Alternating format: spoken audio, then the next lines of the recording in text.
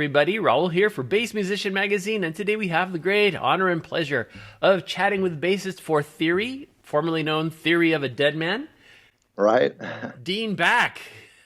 Right on. Hey, it's great to be here. Thank you so much for inviting me for a chat. I'm excited about this. My pleasure. Dean and I are chatting in one of these historic moments where we are sequestered in a safe haven, each one of us in our respective Vancouvers. That's right. I'm in my Washington side. He's in British Columbia. And as always, we like to start chatting about the early beginnings. How did you get started in music and on bass? Yeah, for me personally, I kind of grew up in a house that was very athletic. I grew up playing hockey and baseball and stuff like that. Neither of my parents were musical. So playing instruments and music like that, I mean, we always had music playing in the house, but as far as physically playing music was not something that I grew up around. And it was about grade 7, I would think. I went over to a buddy's house and he had a guitar in his living room. And I was like blown away. I'm like, you play guitar? And he's like, yeah, I take guitar lessons. And I didn't even think that was an option for me, a grade 7-year-old kid. Mm-hmm. So I went home and told my parents, I want to take guitar lessons. I think that's so cool. So I got into guitar lessons, and me and my sister started playing. And then I kind of fell out of it again, started concentrating more on sports. And then it got into high school, about grade 11. It was Guns N' Roses. I fell in love with the band. It really lit that passion again to start playing guitar. So I enlisted in guitar lessons again and fell more in love with it. And then started meeting people that were also playing guitar. I remember every guitar lesson, there was 2 teachers, and I went to one room, and this other guy went to the other room. And neither of us really talked much. And then later on, I got an interview for a job. We did a co-interview, and it just happened to be the same guy in guitar school that I sat next to was also applying for the same job, and we got hired together. It was just after work a bunch of times, talking about guitar and music and what he was doing, and he had other friends that were playing, and he asked me if I wanted to come over and jam. And that was the first time for me, like it was probably grade 12, to actually start playing with other musicians. And I thought that was the coolest thing. I was like, yeah, of course, I want to jam. And it turned out it was Tyler, the lead singer of our band now, Tyler Connolly. We already had like 3 guitar players jamming, and then we had another buddy playing drums, and then we're like, we need a bass player. And I was like, I'll play bass. They're like, yeah, you want to play bass? I'm like, yeah, I just want to be in a band. So like, if we need a bass player, I'll play bass. So I went out and searched and found a PV Fury, my first intro bass, and we started a band and just started jamming. That was sort of our intro to music, and we were in different bands together, playing with different guys for quite a few years, and that's where our band would play gigs with Dave, our guitar player now.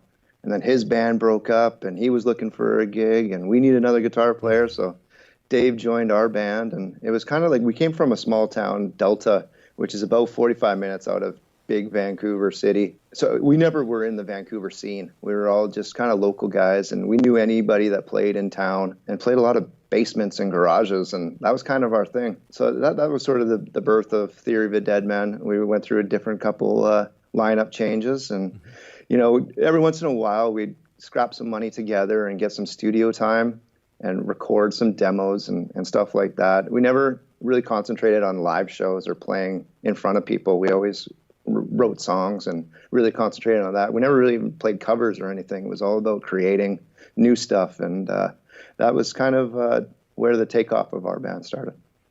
Well, and considering that you were kind of in an isolated, among the pros and cons, it's fortuitous that in your locality there were the right combination of musicians, because you could have very easily not ever found the right people, and then what would you have done, right? Absolutely, yeah. To have the sort of talent that was in our small town, it was a blessing. Yeah. Because there's so many small towns where, there might not be the Tyler Connollys or the Dave Brenners kicking around to jam with. So, yeah, we're really blessed. And then on the other hand, you weren't necessarily, I'm going to say, I don't want to use the word polluted, but I'm going to say because of the slight isolation, you could do more original stuff, because it is very difficult when you're hearing so many other things to not sound like other stuff that you're hearing. I mean, it's only kind of, even in linguistically speaking, like an accent or something, and you're hearing everybody say the same things, you're going to kind of say things the same way. And Right. this allowed you guys to have a creative originalness because of that being slightly away from, you know, Vancouver City, because there's so much history and music scene and all the big things going on there. Well, again, this was also in the early 90s too, and we're only a 2-hour drive north of Seattle. So the Seattle alternative rock scene, the grunge scene, was so influenced on us too. Like that was what we wanted to do. You know, Guns N' Roses was the band for me to really start playing guitar, but it was the grunge bands that really, I think, formed our band cohesiveness and sort of our style. I think it was a common influence between all of us, was the grunge scenes and the grunge bands, even though we all had different other influences. Like Tyler at that time was a huge Joe Satriani fan and loved the guitar shredding stuff. And so it was cool to write songs that were, you know, along the vein of the grunge scene, but then, you know, Tyler could also wail a solo like no one else. So it was fun like that. And if I'm understanding correctly as well, even though you did take some lessons, are you pretty much self-taught? Yeah, absolutely. I self-taught. I listen a lot by ear. Even now, I love YouTube and stuff like this that I never had as a kid, right? So I love jumping on YouTube and watching guys play and learn stuff. It's so endless, the possibilities now. And, I think it formed me as a bass player to learn by ear, but for now kids to have so much at their disposal, it's awesome. So kids, if you're listening, keep on it. Keep on doing it. Take advantage of all this information that's out there. Well, and for those of us that grew up back in the day where records, I mean, pre-CDs and cassettes and things, that you had to lift the little arm and go back to the tune. If you were going to lift the tune and you wanted to play it over and over again, you were having a scratched record by the time you were all said and done. Exactly. So with the albums, this one that's just released, Say Nothing, is 7th album, if I'm not mistaken. That's correct, yeah. Okay. And it was kind of weird. You guys were revving up pre-coronavirus on your way to a world tour.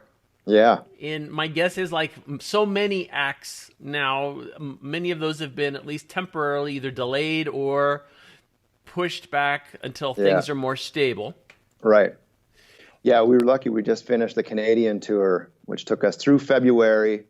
And really, there was no buzz of any of this when we got home at the end of February. And then it was instantaneous. It was like, what do we do now? Well, I think it's caught a lot of, especially in the music industry, a lot of people very much by surprise. And they thought, oh, well, this is going to be just fine. And now we're living in some very challenging times. But segueing with the challenging times, the message in the songs and Say Nothing, many of them, they're very serious, and they're kind of a pay attention to this aspect in life, whether it's domestic violence, whether it's suicide. They're not dark, but they're very serious topics that I think many times we're overlooking. How is this coming about, this inspiration to address these issues? I think this all started on the last record, Wake Up Call, which was really almost a reset for our band. We had just recorded Savages, which was probably our heaviest record that we had done. And we had a lot of downtime. And I think Tyler, he had bought a piano and he started creating different kind of sounds. And it really reignited his songwriting prowess. But he also wanted to challenge himself. And I think, like in the first Wake Up Call, we had RX, Medicate, where he tackled the opioid epidemic that was happening. And for us to tackle that, it was really nerve-wracking. A lot of sleepless nights after going into the studio and recording this different style of music and, more heavy topics. It's not light, bad girlfriend, let's go drink and party kind of songs anymore. This is like real life stuff. And then it was almost like when the success of that song was undeniable. It was probably our biggest hit after Bad Girlfriend. Wow. So it was kind of a reassurance that, I think we're on the right path here. I think we're doing something that people are connecting to, And it felt good because it was giving these people also a bit of a voice, and it was helping a lot of people. There are countless times coming up to us in shows and saying, you have no idea what the song has done for me. It's really helped me through a lot of hard times. And it has even created conversations between our fans that, hey, I'm dealing with this too. I can't believe there's other support out there. And it sort of removed a bit of a stigma. So after that success, I think it gave Tyler that reassurance and freedom to look around the world and see what else needs to be talked about, what else needs to be, the stigma removed from. Mm-hmm. And so the first single, History of Violence, tackles domestic abuse and domestic violence. And I mean, fortunately, the four of us never had to witness this, mm-hmm. but there's so many people that do. And then we have another song coming out, World Keeps Spinning, which tackles anxiety and depression. And it's weird to hear that song now with what's going on with the pandemic and everything, because the way it was written was about anxiety and depression, but it relates so much to what's happening now, just people locked in their houses and trying to make each day go by and trying to find a reason to get that day to start it and to finish it. Mm-hmm. And so, and then there's other topics like racism on the record, and it's an important record, I think, for people to listen to the lyrics, to pay attention to the stories and what's happening out there. Music has such a wonderful range of possibilities, and one of those being making kind of social awareness. And when we look back historically, and you've seen bands take on like the Vietnam War, mm-hmm. and taking on, what's wrong with society at this particular moment. If we look back, even kind of, I'm going to say historically, a lot of times music was almost, I won't say a replacement, it was a precursor for like the news media and things. It's how people found out about what was going on. Right. Because a song would sing, a tale of so-and-so who did this, or, even if it's a sea shanty or something, it's singing about something that had happened, and people become aware of this. And the awareness of these issues at a time that many are feeling very isolated, I think that thread of going, okay, I'm not alone. I'm not the only one dealing with this. This is, because the stigma. Because if you do feel like you're alone, who would you talk to? You'd go, I don't want people to freak out and turn away from me because I'm so strange or something. Yeah, exactly. And I think like even with Tyler and Dave early in their teens, they went through divorces in the family, and music, it just helps you through stuff. That's what the beauty of music is. And I think when we talk about these topics, and we hope that it's helping people out there too. Now, I'd be remiss if I didn't ask about your specific sound and your gear, because, bass players always want to know how you're getting the sound you're getting. What are you playing on? So early in the career, I played Spectres, and it was funny because our band was kind of discovered from Chad from Nickelback. I was playing on a little PV Fury, my beginner bass back then, and needed a pro bass, and it was Mike from Nickelback who played Spectres. I was like, I'll get a Spectre. Mm-hmm. That's a pro bass. I really didn't know much about basses, and I was just happy playing. I thought I had a good sound at the time, and then I got a few Spectres and took them on the road, and I fell in love with them instantaneously. They're so powerful, and just the powerful low end. They're 5 strings too, so we played in like drop B. Mm-hmm. The guitars were down in drop B. Like we played really low tunings, and those things held up great. And they were just road warriors. Like they lasted and never failed. And then later in the career, I think about record 3, Gibson sent me an endorsement. So I started playing a lot of Thunderbirds, mm-hmm. and the Epiphone, the Jack Cassidys, which were great too. Now recently I've gone back to the Spectre, and it's still that bass that I love playing. So I've got 3 Euro 5s, and then I've got like a Rex 4-string that's kind of in the body style of the Gibson Thunderbirds. Gotcha. And then I'm just playing through Mesa Boogie Impulse 600 heads and Mesa Boogie cabs. I've always played Mesa Boogie. It's always been the amp and the cabs that I've used. And not much has changed over the 20 years. Do you have a preference in strings? Yeah, we use SIT strings. Hughie Donet was our guitar tech a long time ago, and he paired up with SIT. So it was back probably, on the second record where he started using all these strings, the SIT strings for us. And yeah, I've used them ever since. Love them. He's still their rep. And yeah, I have a great relationship with the SIT strings. Now, there's always an important part of our sound chain that many times doesn't get mentioned, and that is the connection from your bass to your Mesa Boogie. Do you have a preference in cables, or if you're playing bigger venues, are you going wireless? I play wireless, yeah. Okay. We have the Shure wireless systems. It's funny, sometimes we'll do overseas shows and we can't bring the wireless units over there, so we have to go back to cables and it just becomes a rat's nest. And it's another thing to think about because I'm very active on stage. I like to cross the stage and run around and stuff, so I have to be aware of, did I go in behind Tyler or am I in front of him? So when I come back, do I have to go around the back of him? Yeah, so... No, we played wireless since the beginning too. So every time we get thrown up there, like a quick throw and go show, we have to go onto cables, and it totally throws me off. Gotcha. So now Dave, our guitar player, is the only one on cable. So it works out well. There's only one cable up there, and we don't get all tangled up. It makes it pretty safe. And are you engaging any pedals in your playing?